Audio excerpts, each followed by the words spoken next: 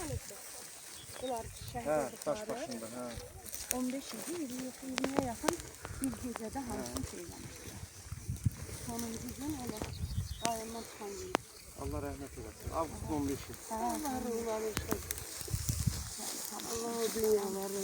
Ha, pır. Alın pır. Nurattım. Allah rəhmət eləsin.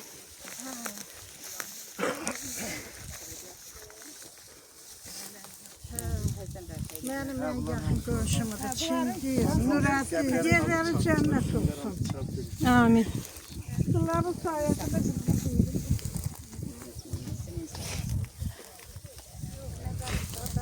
Biraz bərqayırıydı da yer. buraya qoyub. Telefon koysun.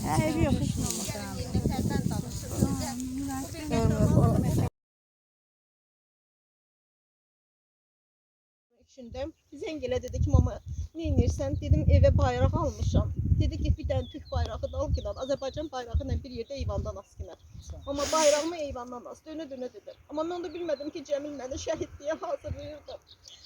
Ve oktyabrın 7'sinde son defa atasıyla danışanda dedi papa el ele yine düşmanlar benim askerlerime hiç ne eləməsin. Yani ordumuzda asker etkisi olmasın. Ben bir komandir olarak onların analarına oğlum şehit olun kəlməsini diyebilirəm.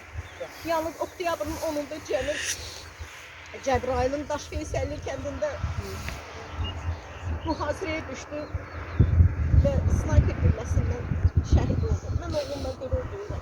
Bugün Cəbrayıllara demek istedim ki benim oğlum baş herifi Cemil'dir.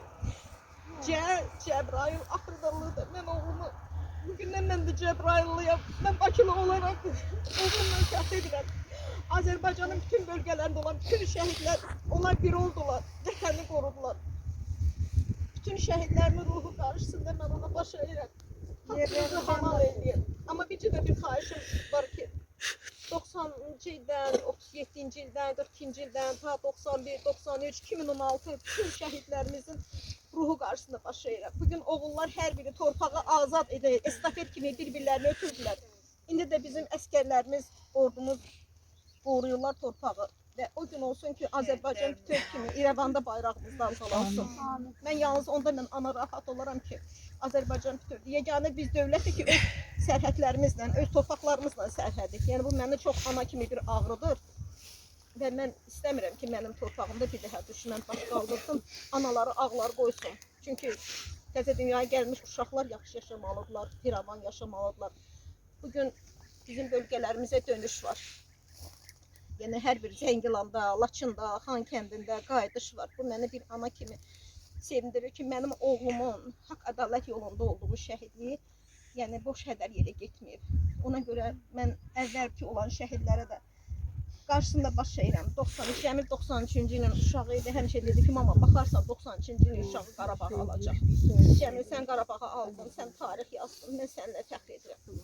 Yəni Cəmildə Cəmilin anasını da alqışlayaq.